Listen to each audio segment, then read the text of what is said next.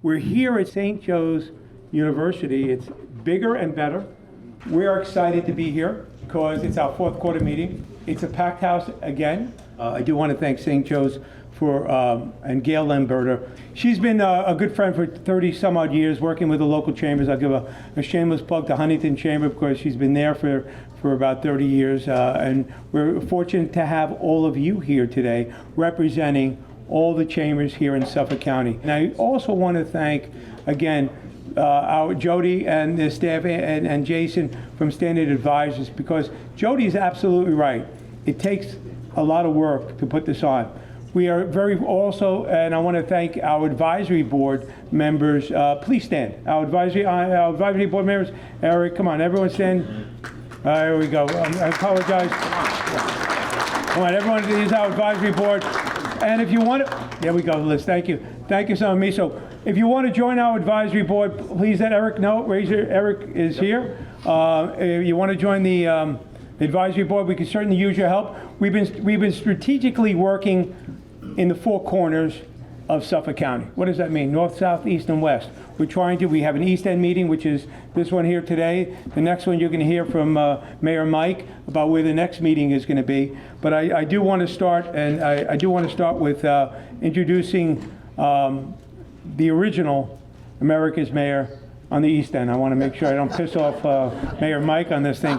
All right, so it's okay, Mike? Yes. It's okay, good. I don't want to kill that first meeting and okay. But we still got the invite, the red carpet is still out there.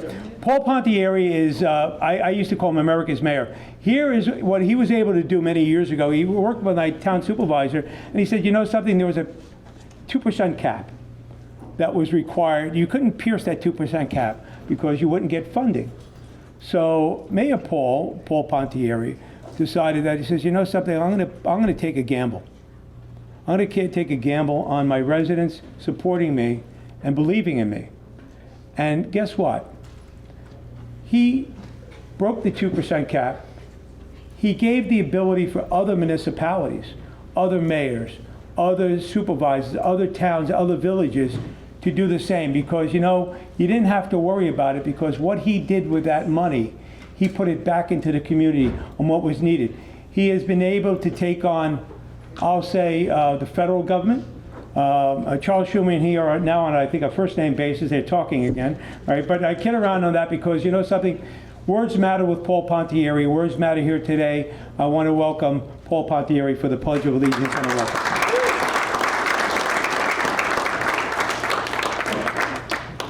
My theory always is, in government, we're here to do for the people.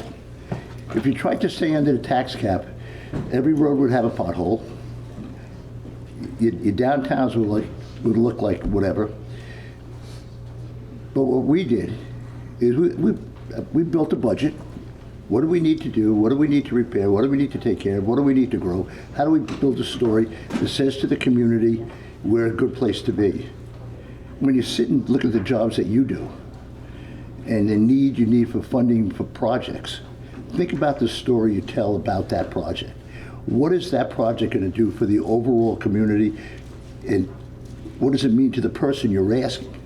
The story that we're telling is from storefront to shorefront. We've gotten money over the years for Main Street, for the storefronts.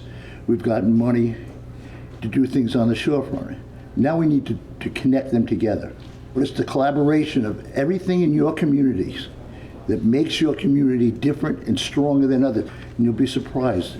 It's not as difficult to get the money that you need. I want to also thank our program sponsor, Ed Carr, Stacy Blackman, Discover Long Island. Are you here? We use a portion of the hotel-motel tax to promote.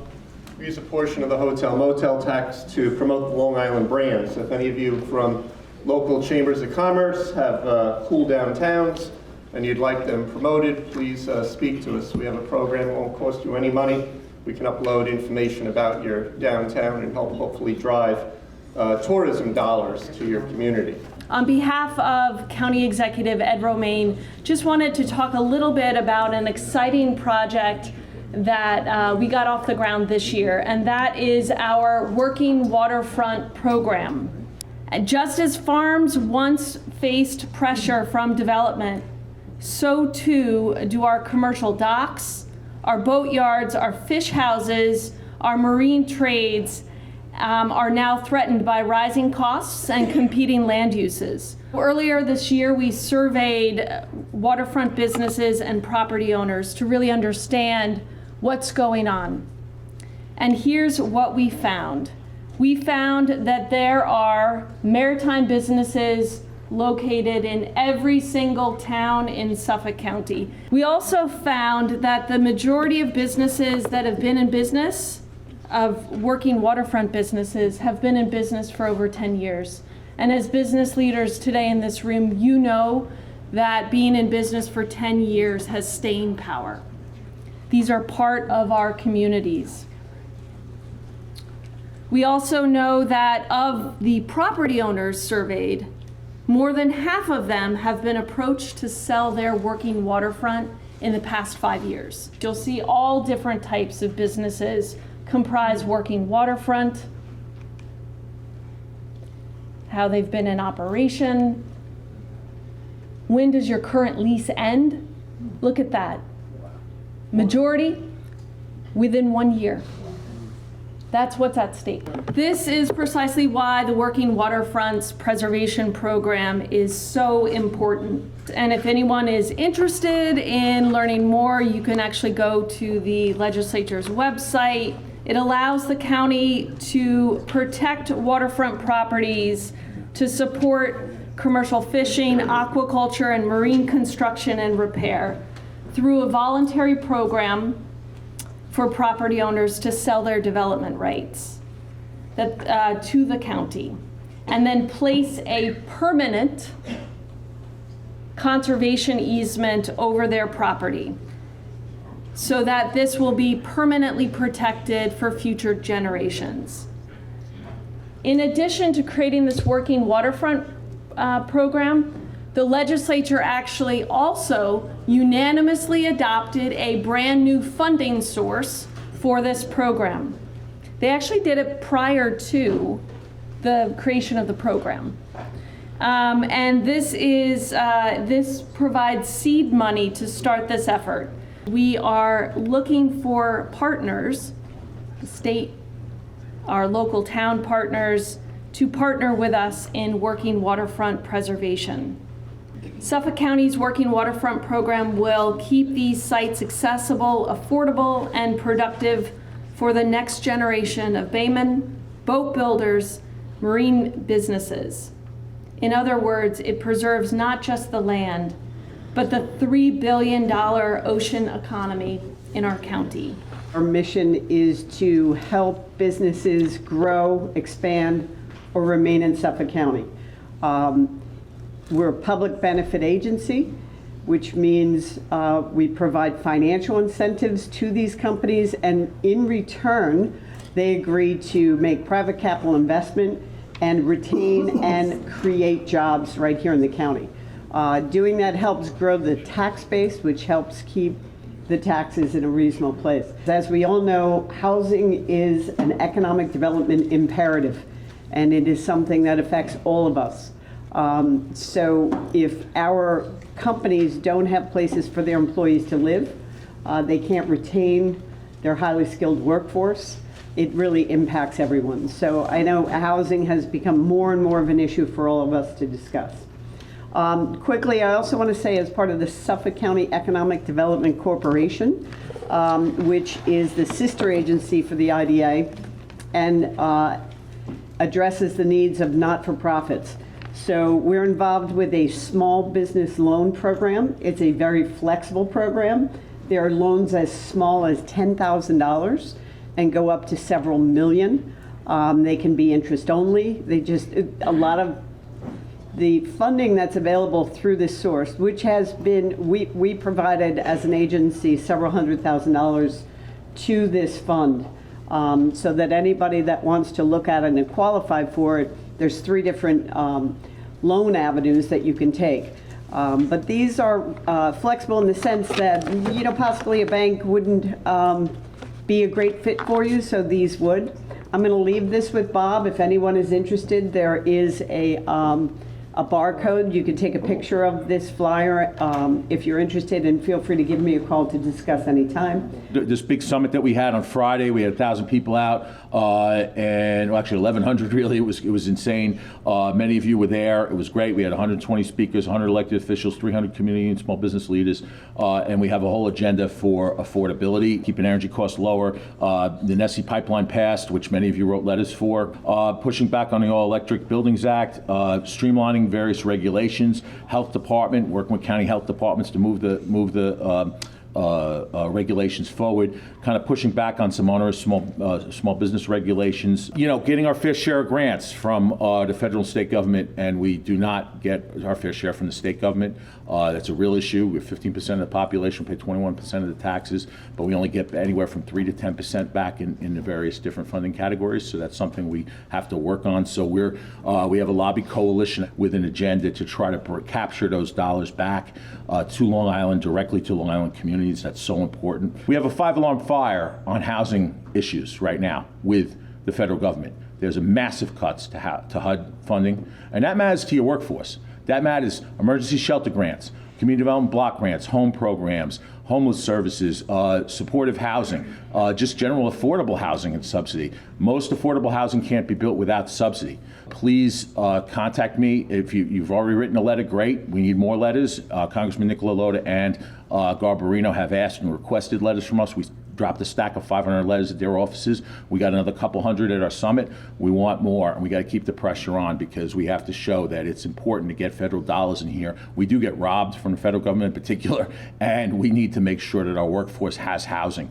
We had our Main Street Alliance meeting in October. National Grid was the feature about all their energy efficiency programs. I mentioned the Lobby Coalition. We're up in Albany. We're probably late February or early March. If you want to get involved and come up on the bus with us, many of you, Bob always comes with us. Many of you have joined us. We have our Complete Street Summit on March 27th. Newsday's covering the Dangerous Roads series. We got dangerous roads all over Long Island.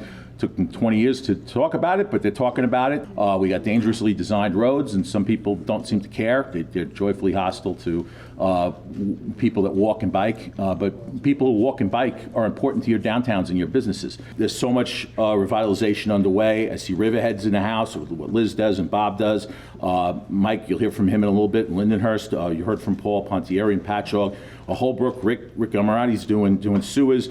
In Port Jeff, you heard about Lawrence Aviation. There's a whole lot of revitalization around the train station. I'm missing some downtowns, but there is so much happening, and we have to keep that momentum going, lift up those efforts. You know, there's some people in New York City that are trying to take over local zoning. They're doing it now. It's not the governor anymore, but it's some groups from New York City that come out here and trying to run the table and control local communities. It's a problem.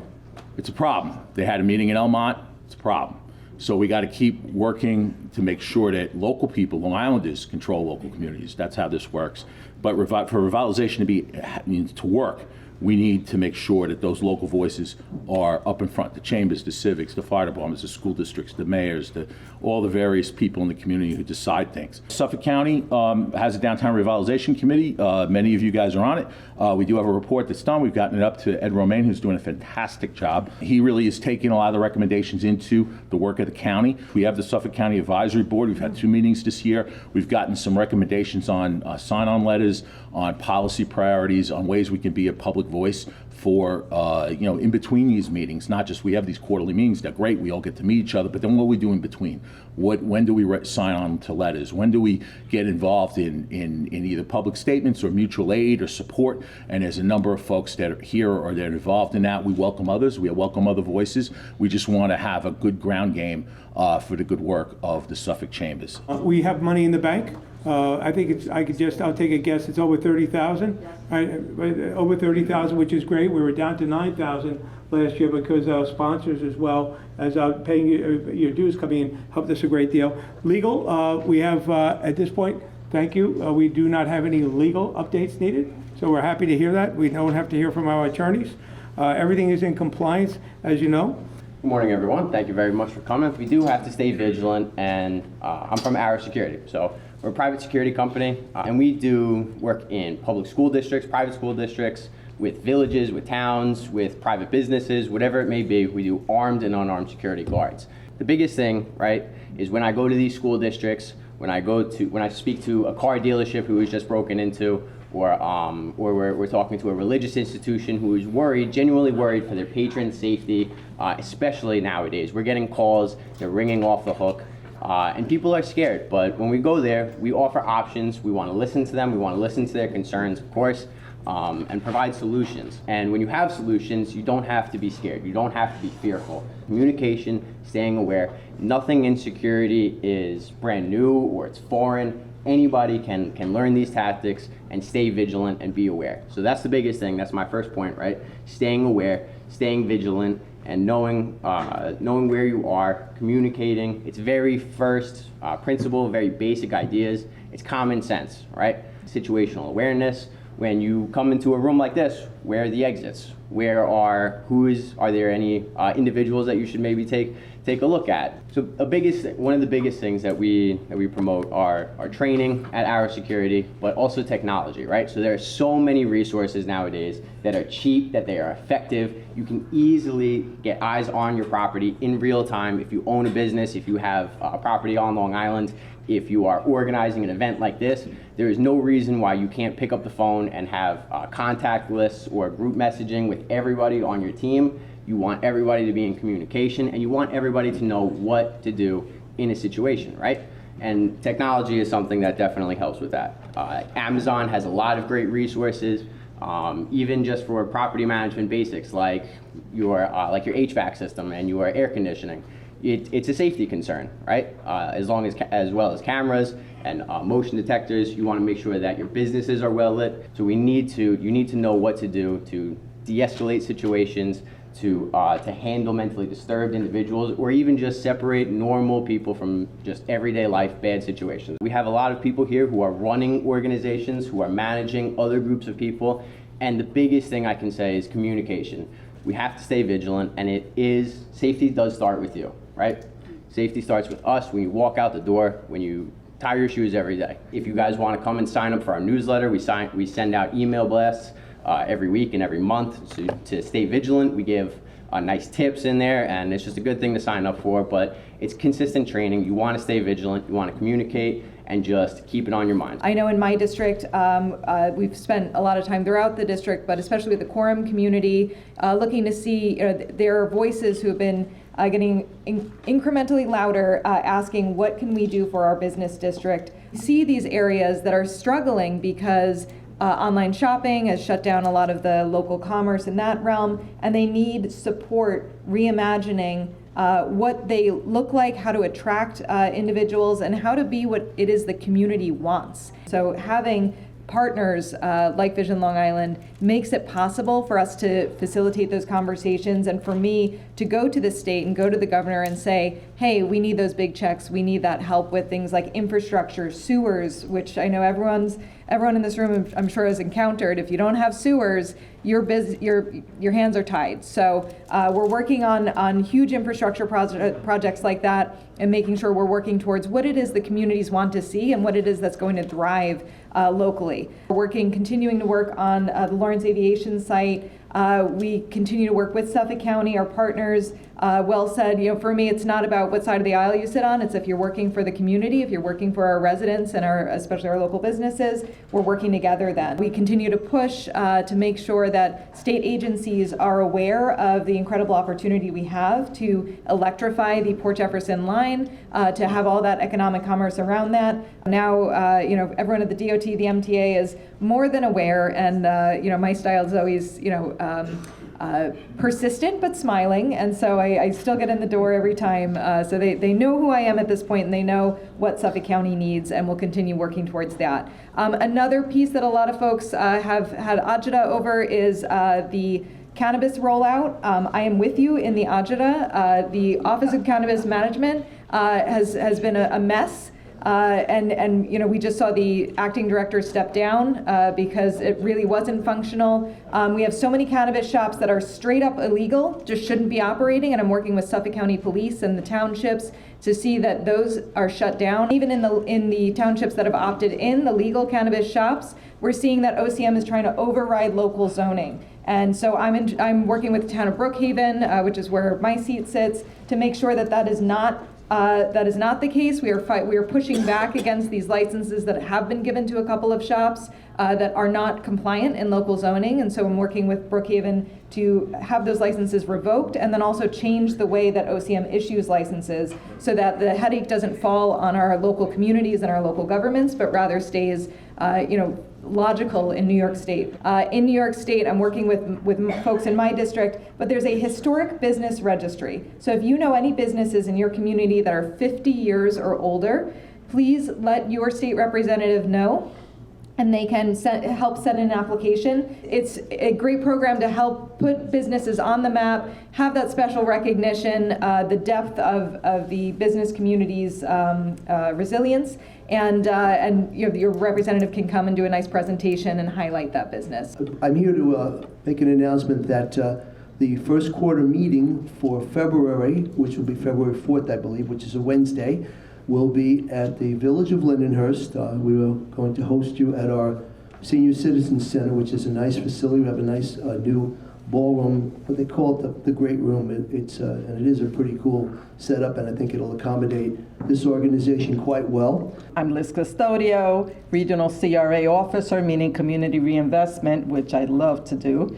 And I love working with an institution that supports my doing that. So we work with many organizations throughout the communities of Long Island, including Island Harvest and many others.